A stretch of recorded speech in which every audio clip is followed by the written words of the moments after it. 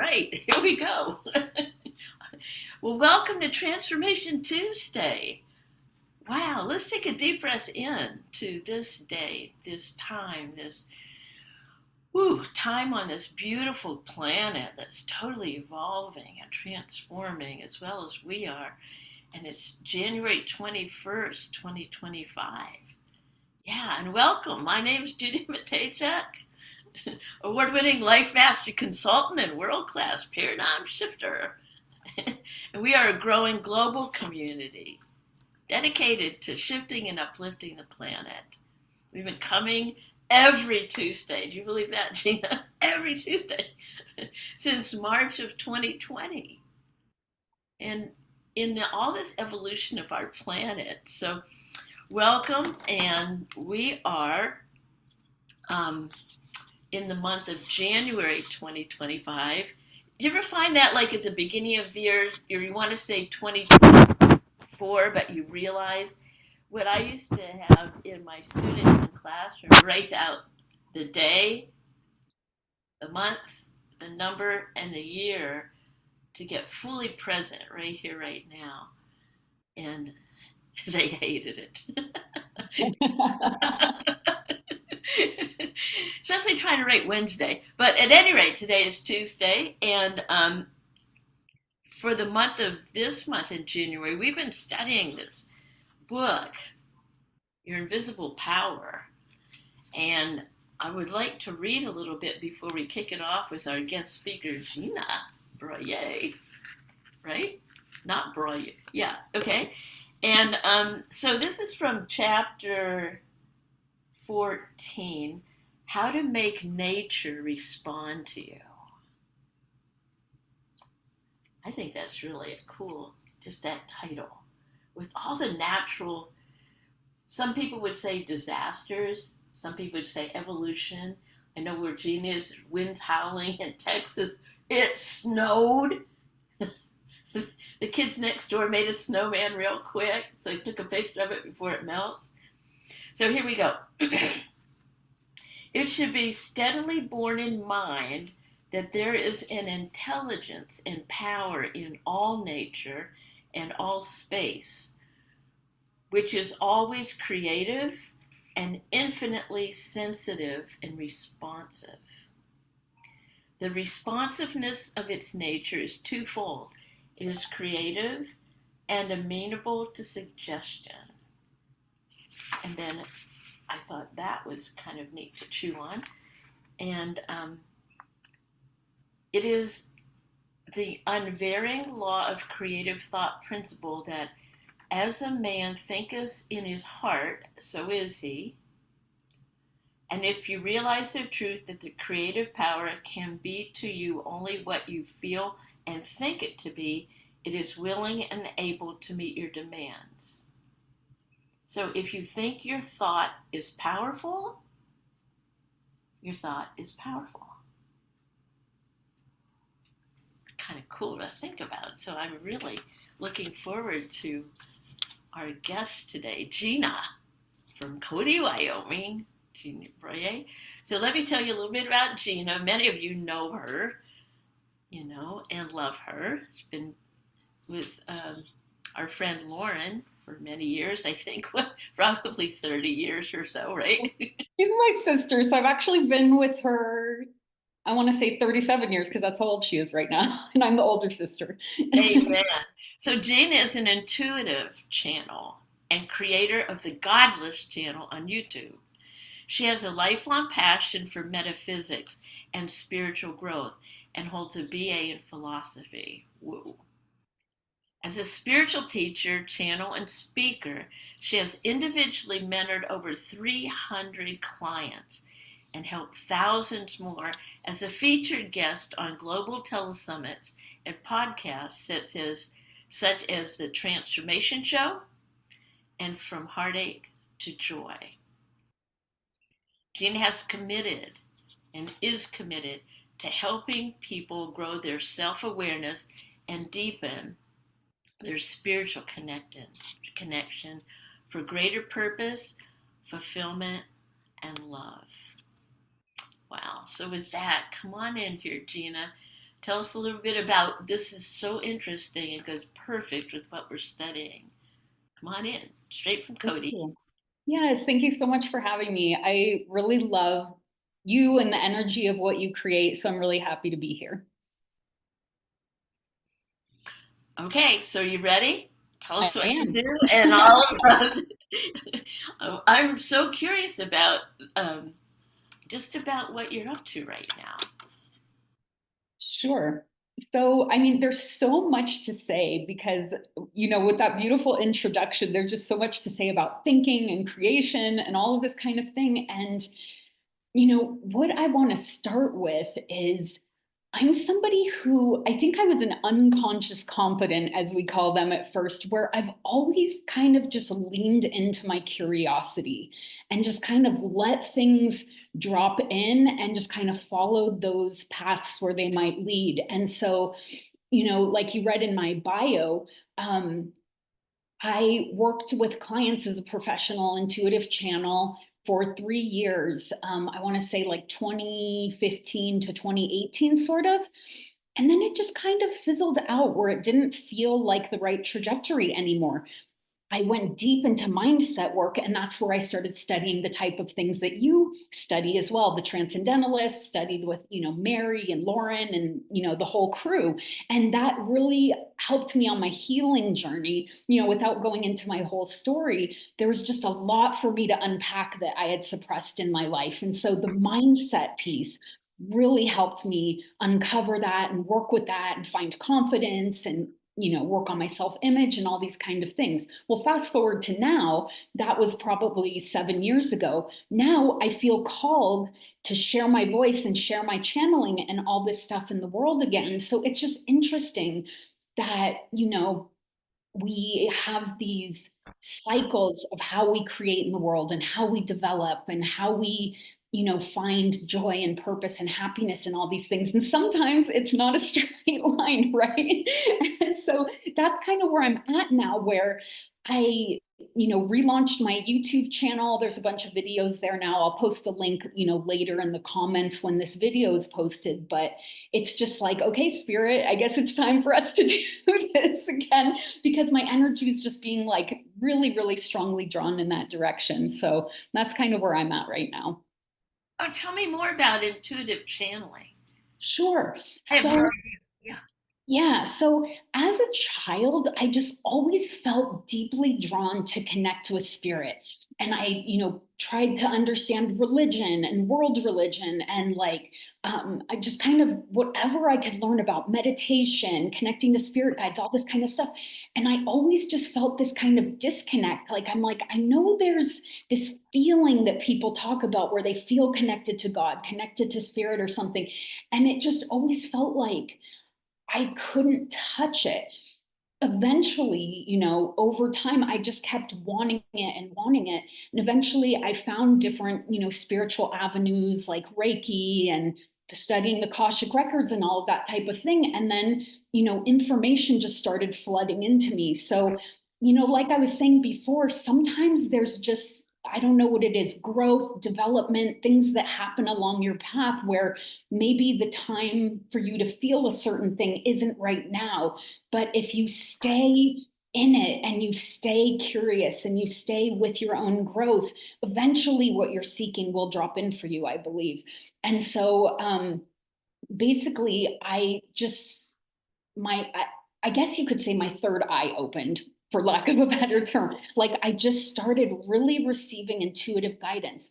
And I think the key for me is that when I started knowing that this was beginning to come in and I was starting to get these trickles of just knowing, I would call it, yeah, just clear knowing, thoughts, images, ideas, that type of thing. Now, a lot of times people think channeling is like this profound thing, but it's not. It just feels like a thought that didn't come from you, basically. And so, as it trickled in, the most important thing that I think really helped me was to trust whatever comes in, especially as I started working with clients. And I know you've said a lot, trust the process. So that's what I did, was just, even if something wacky comes in, just trust it. And so that's the one decision I made for myself is I'm not going to edit. I'm just going to trust what's here, because otherwise, what's the point? And so that allowed me to really grow and develop, and just, speak what was coming to me. And so I did that with private clients, and just trusted whatever wanted to come in. And every channel's different. Some people, they speak as a different person completely. I just kind of tend to pick up on all different energies, whether it be angels or ascended masters or, colors that want to come through or whatever. I'm just pretty much open to whatever wants to drop in. And that's how I channel. So it just sounds like me, but I'm kind of just noticing where I'm being guided. So I hope that answers your question. I know that's a lot, but No, that's great. Can you tell me about possibly working with a client and what why they would come to you and what they're seeking? sure. So I tend to work with a lot of what who would be maybe self-identified as empaths or sensitive people who feel that they're spiritual seekers, or, light workers, or they have some type of spiritual desire or spiritual drive on the planet. And a lot of times, when you come to this planet with that type of sensitivity and things like that, you often have a journey that includes a lot of wounds or trauma or things to heal, a healing journey, if you will.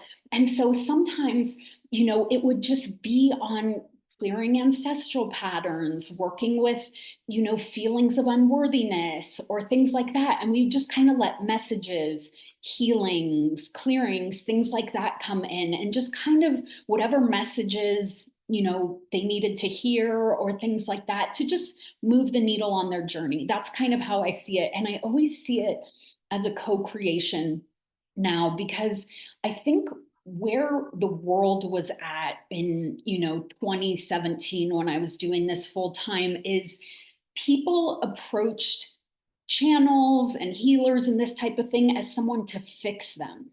And I really didn't like that, because I was like, that's not what's happening here. And I think that's one of the reasons I had to move on and have an internal journey for many years, because I felt like I don't want people seeing me as this person to fix them or change them or something like that. I always wanted to empower people to see their light.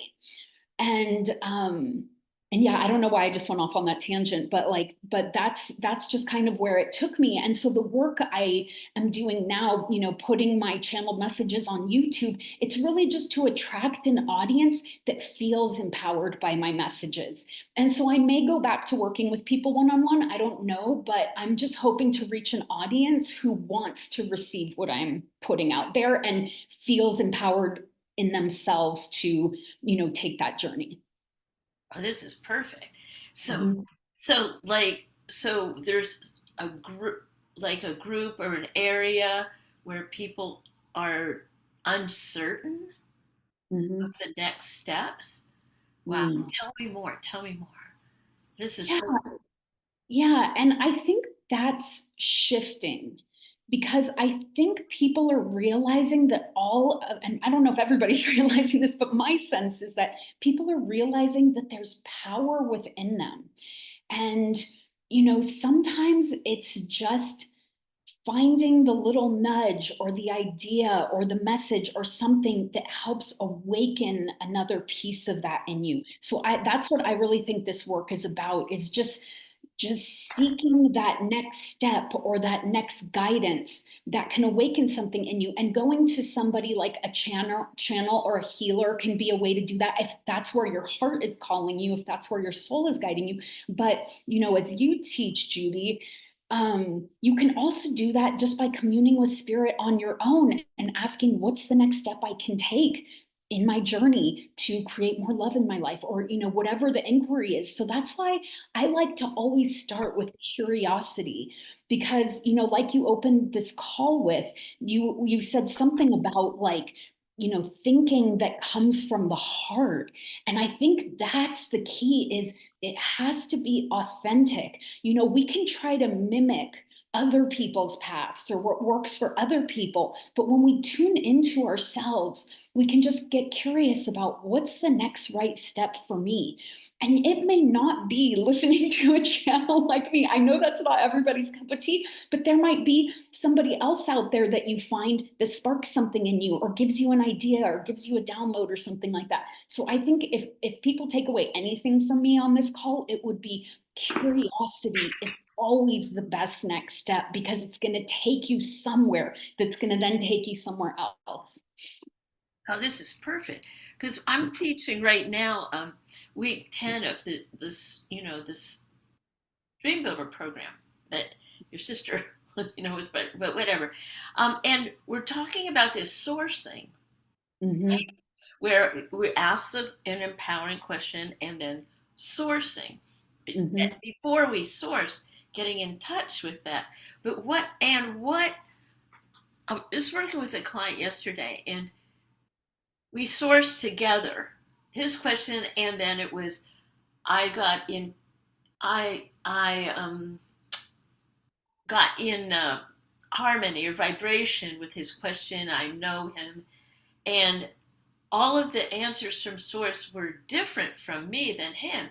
Mm-hmm. And I think that when you source, if one of the source ideas is find someone who I don't know, right? And that could help me channel from source. And tell me about if you would like, what about people who are have the like blocking a connection with source, and they are for lack of a better word stuck in the human side. Mm-hmm. Like the only thing going on is human Mm-hmm. without any connection, which many many years I'm raising my hand. you know, I don't Yeah. want to touch that. That's old wounds. That's old stuff. Tell Yeah. me about, if you would, have you ever worked with someone who's totally blocked and and possibly they found you but were really skeptical and Hmm. maybe something you channeled that blew them totally away? That's a really interesting question. There's not something specific I can recall, but I will say this, most people who are going to be attracted to my work are pretty like my stuff is pretty woo woo compared to like the mainstream. So like if you're attracted to me, you're probably pretty spiritually open to some degree. But that being said, we all have blind spots, right? Or we all have areas that if we could get beyond it, we would. But a lot of times there's something there where, and I'll say this, everybody's path is different. And so if you have a desire for more, then that's something we can work on opening up to more. But if you don't have a desire for more, then it's kind of none of my business, right? Because we both participation is required. So, but I think for me, it's, if somebody is not ready or not interested or not aligning with a certain message, that's okay because there's other work to be done. For instance, for me, what I notice is I had a lot of judgment around myself in life from not being a more magnanimous, generous, volunteering type of person because I would see people out in the world and be like, you know what? My heart feels aligned to creating good in the world and helping people and all this stuff. But it just feels like my energy is so low or so repressed or whatever, and so that caused me a lot of judgment in myself because I wasn't out there like serving people.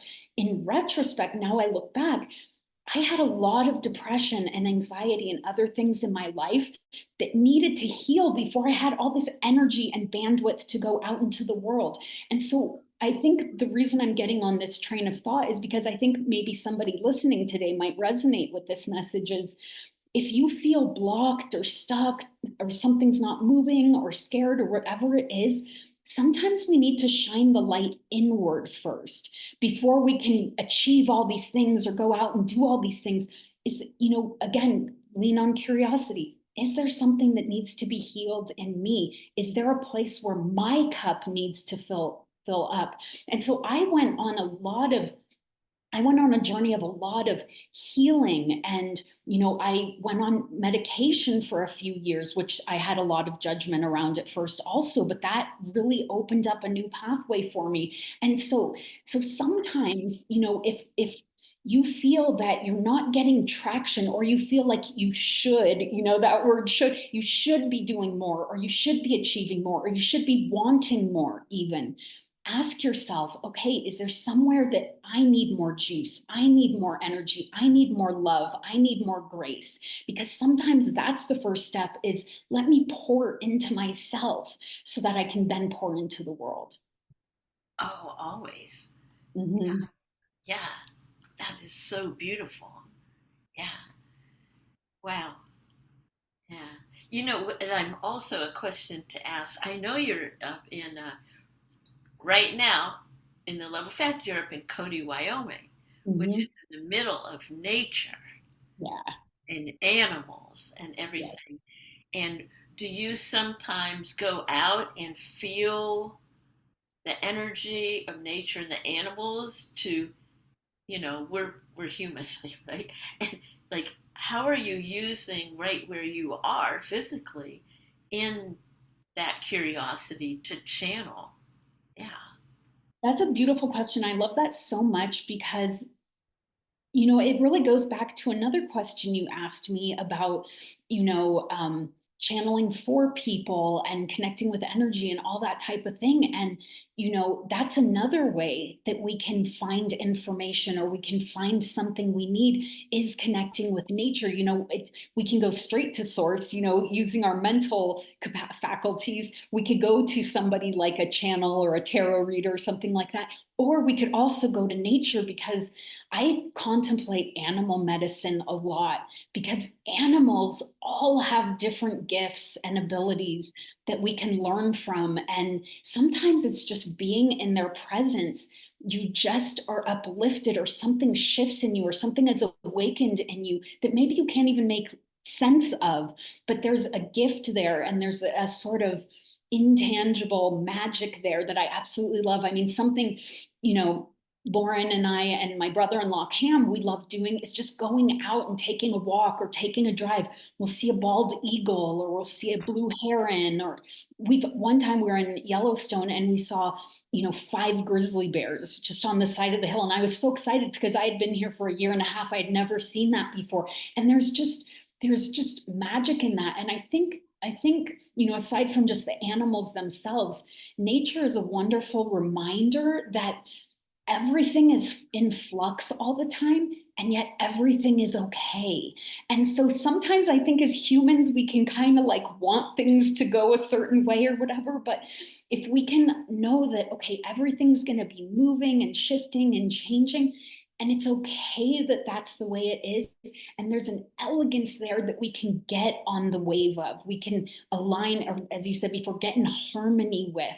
And nature can help us to do that. Nature can help teach us that. So yeah, I absolutely love that. And that's been one of the miracles for me to be here in. Oh, I imagine. I was just imagining you're going out and being with Athena and the horse, and what a beautiful, for me to imagine that, to be that close. Yeah. There's something about horses as well, that they're huge heart, and getting Yes. in that energy and channeling that energy to heal me. Mm. Yeah, to heal me every day.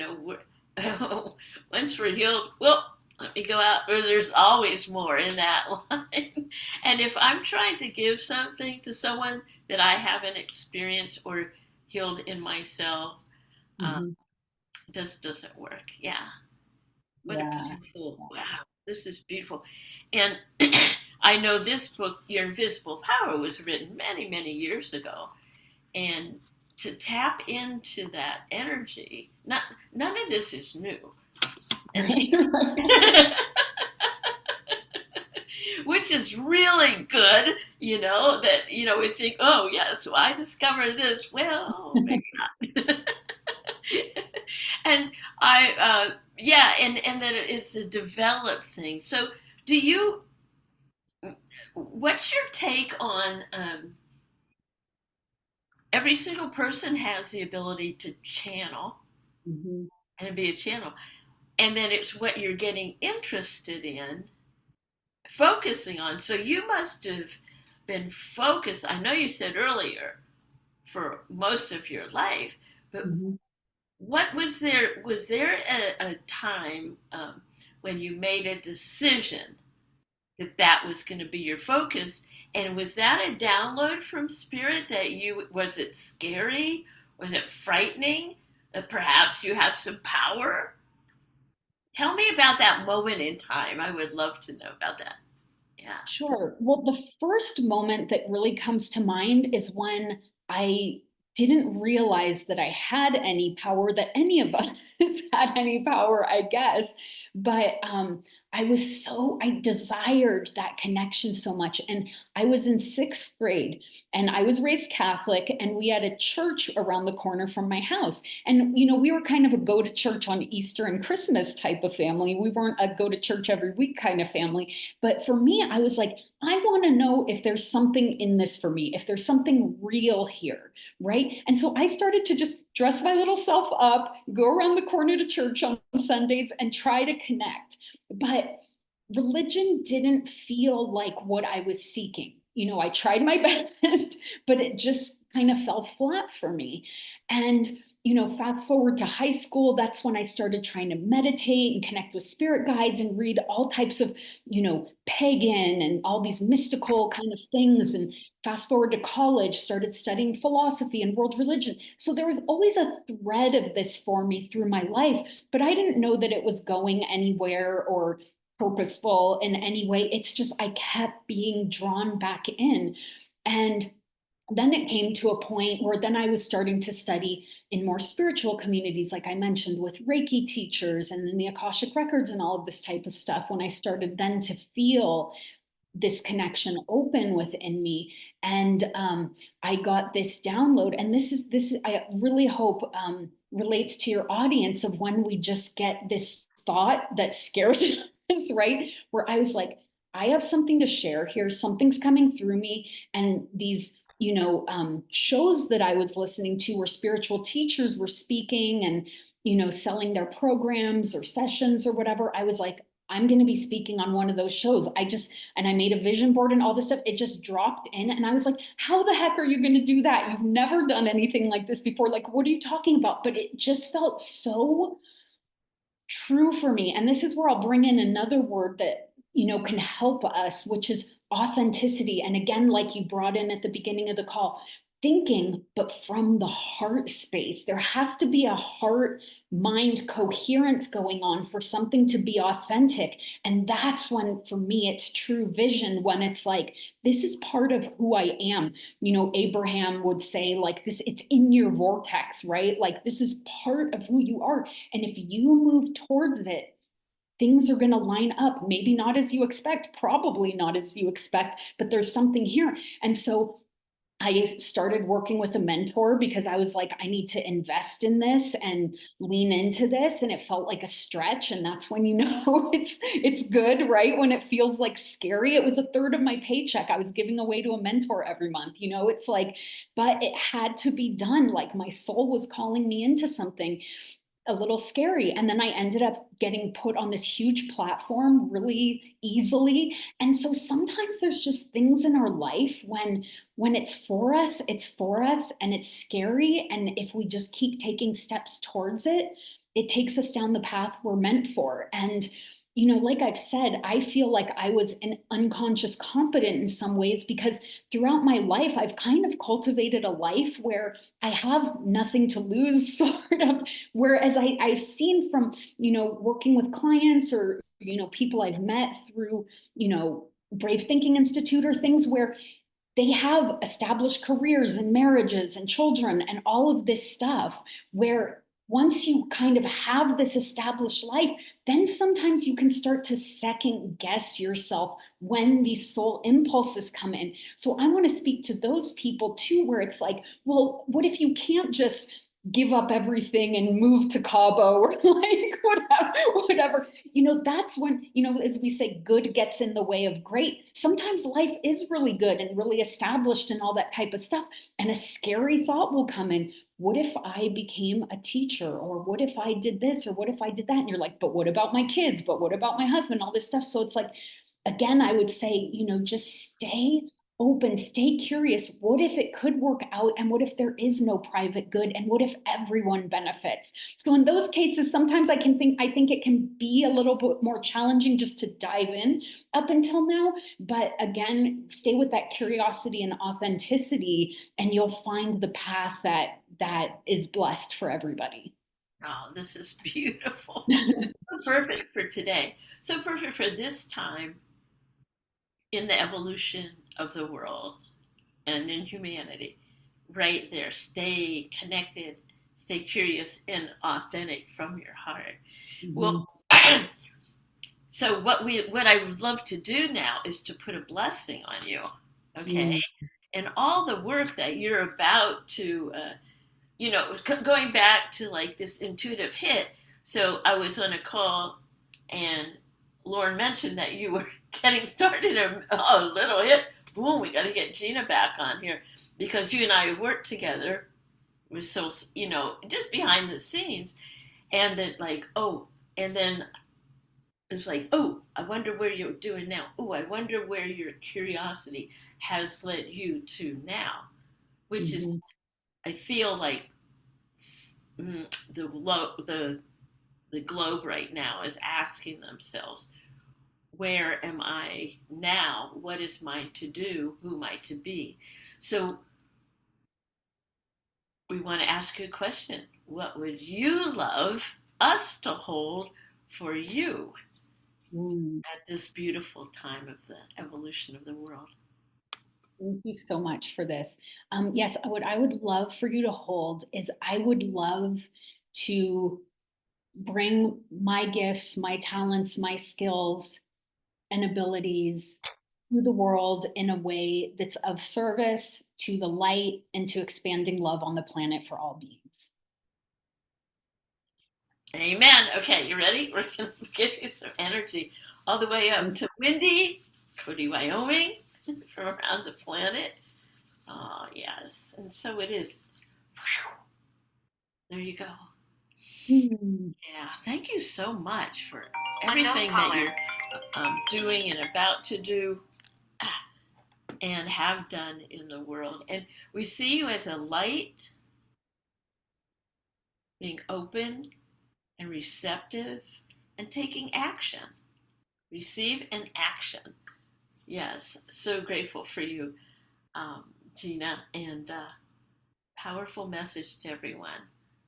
And we'll put your information down in the contents and all that other fun stuff. But thanks so much. Thank you so much for being here. Thank you, Judy. It's what you're doing is a light in the world, and you have just an amazing radiance about you, the work you do. I'm such a fan. So thank you for all that you are. Oh, thanks a lot. There you go. Now let me